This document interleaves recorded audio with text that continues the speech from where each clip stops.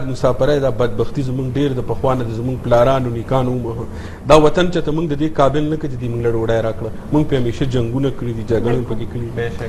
نو زمونږ پخوا پلارانو نیکانو به چې دا مسافرۍ کولې، ما یو ټپه وکړه چې د ګاډي سر په ګټ ولي. پخوا خو په ریل کې خلکو سفرونه کول، خو په جهاز کې موږ راځو د ګاډي سر په ګټ ولي زما لالې په دکنو لګو. واجب ماشاءالله ډېر ښه دي، زبردست.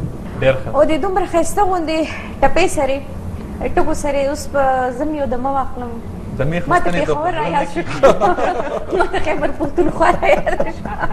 کتونکو اخلي یو وړه غوندې کې دمه او دمې نه پس بیا خپل خپرونې ته راځو. مرحبا. لا اله الا الله محمد رسول محمد رسول جی د شمشاد ټلویزیون ګرانو کتونکو یو ځل بیا د دمې نه پس تاسو ته هرکلی وایو او هیله لرم چې تاسو موږ سره ناست یې او زموږ د درنو مېلمنو خبرې تاسو به خوند اخلی.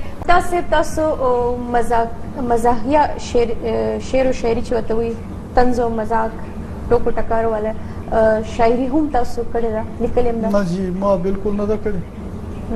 خلق خندول چې کوم دی دا خلق خندول دا ډیر ګران کار، دا ډیر ګران کار دی. جی بالکل. او بیا د مزاح نه چې موږ کم مطلب واخلو چې دا صرف خلق خندول دي، دا موږ لکه د مزاح نه یو ډیر کم مطلب یا داسې یو سطحي معنا.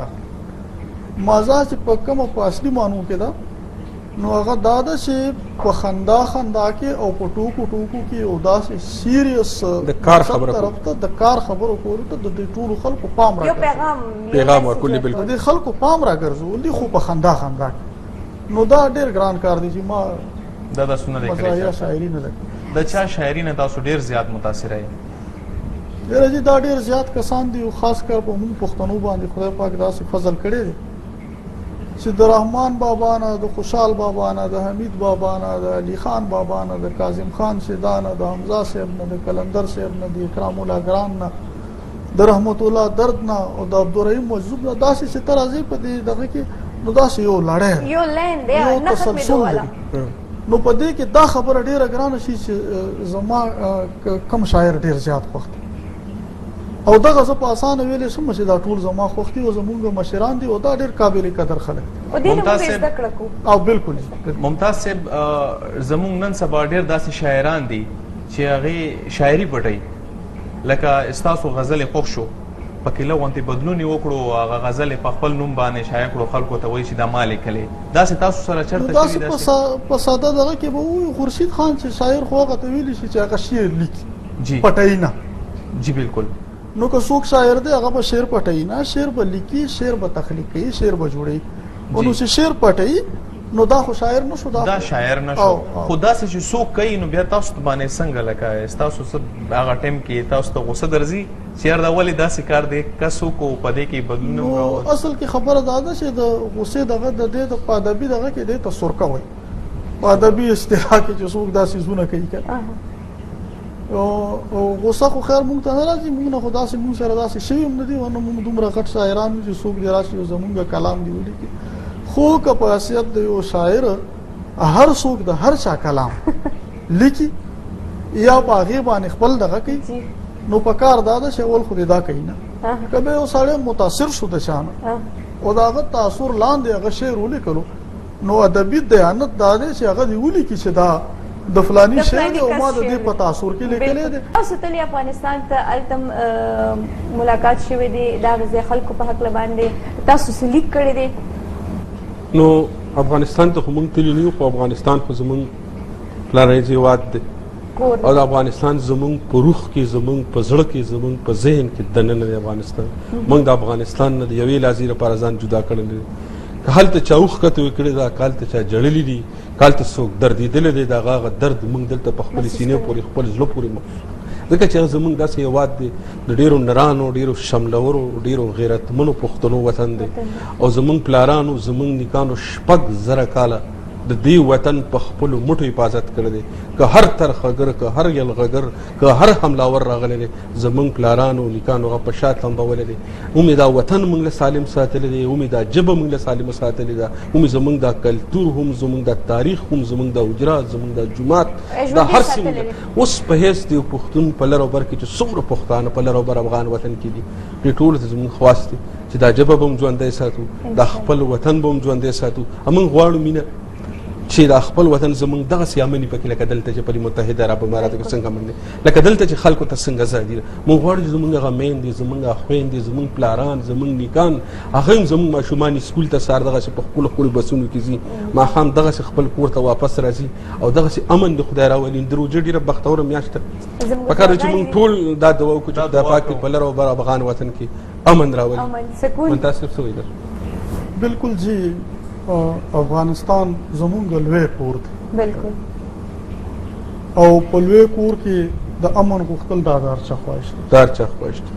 نو خدای دې وکړي چې هلته د امن دپاره کوم کوششونه روان دي هغه ټول په ټول کامیاب شي او هلته یو مثالي امن راشي. لکه څنګه چې هلته مخکې پخوا چې څنګه هلته و چې په پښتو کې به هغې د ایم ډي دا ایکویلنټ ته د ایم بي بي ایس ته ټیکری شي، دغه به په پښتو کې کېده. نو یو پښتون زلمی به لاړو، هغه به په پښتو کې چې کوم دی خپل ګریجویشن وکړو، په دغه کې ایم بي بي ایس ډاکټر به شو، ایم ډي ډاکټر به شو، راغلو په خپلې ژبې کې څومره اساني وي.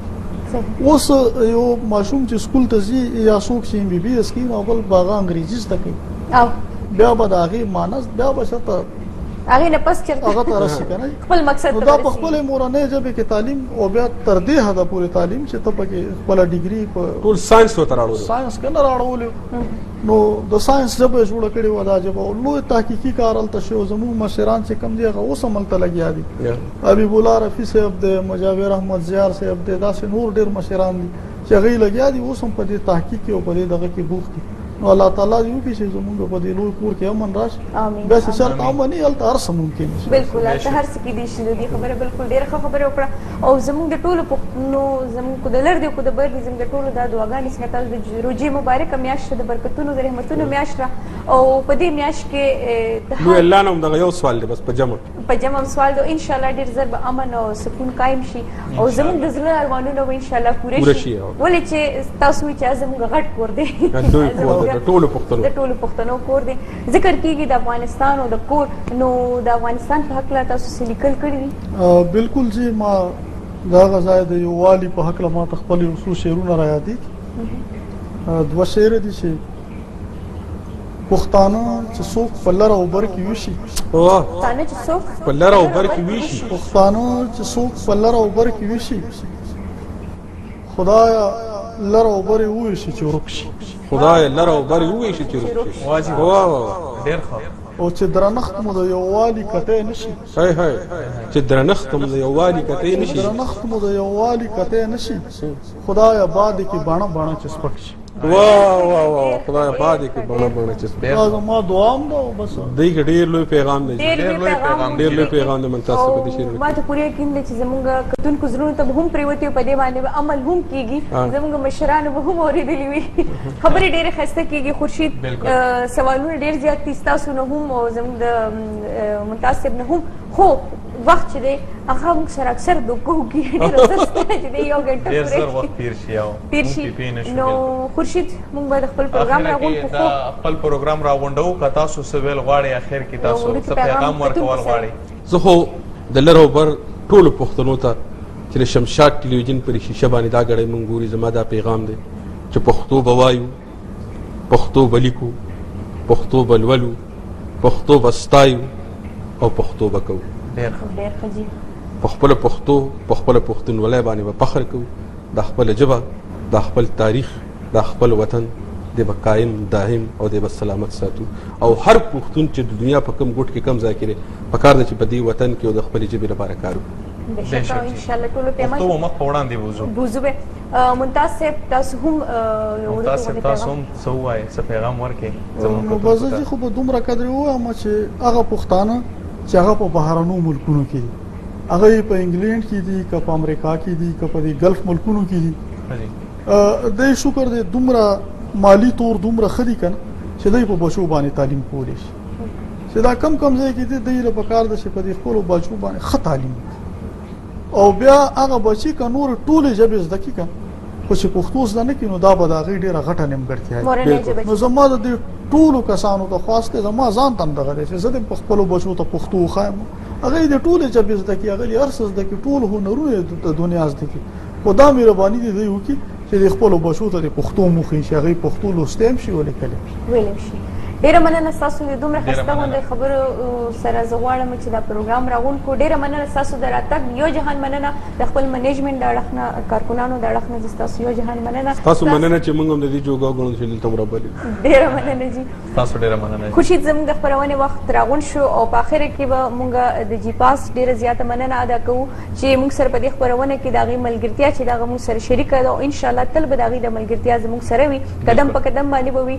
او کتونکو څنګه چې تاسو ته شمشاد ټلویزیون اف ټي وي دوبۍ څانګې همیش دا کوشش دی چې د مسافرو دپاره زموږ په مسافرو باندې ډېر زیات فوکس ډېر زیات زور په دې وجه باندې وي چې دا چینل دا چې کوم دلته دا څانګه موږ کولو کړې ده دا د دې مسافرو دپاره د حاجي فضل کریم صاحب او د فاروق سلطان خټک صاحب دا خواهش و دا کوشش و چې موږ دلته په ګلف کې د مسافرو دپاره د هغوی د خپلې مورنۍ ژبې یو داسې چینل قایم کړی شي چې هلته ټول پښتانه ډېر په ډاډه زړه باندې راځي دا ویلی شي چې دا زما د خپلې ژبې چینل دی. نو زه د ستاسو ټولو د اړخ نه زه د خپلو مشرانو ډېره زیاته مننه ډېره شکریا کوم. او خورشید خبرې ما ډېرې وکړې او خورشید همیش مانه دا ګیله کوي مینه ته ماله موقع نه راکوې. نن ښه ده چې تا خبرې ډېرې وکړې بس امام روژه وه تا ښه وکړو چې ما سره ډېر مدد وکړو کومک یې را سره ډېر زیات وکړو. مینوالو را روان هفته کې به ستاسو په دروند خدمت کې حاضري کوو. وخت او ورځ یاد ساتئ د خپل ځان ډېر خیال ساتئ په خپلو دعاګانو کې یاد ساتئ او ایمیل ایډرس چې کوم دی دا هم یاد ساتئ په دې باندې تاسو موږ ته ایمیل کوئ. مینا ډیره مننه جی کتونکو انشاءالله بل هفته بیا حاضرېږو تر هغه پورې ماله خورشید خان له او د شمشاد ټلویزیون اف ټي وي دوبۍ څانګې چې څومره کارکنان دي موږ ټول په خپلو دعاګانو کې یاد ساتئ. د الله په امان. د الله په امان. مرحبا مرحبا مرحبا مرحبا هلا يا حبيبي بعد غياب راجع تملى حياتي هنا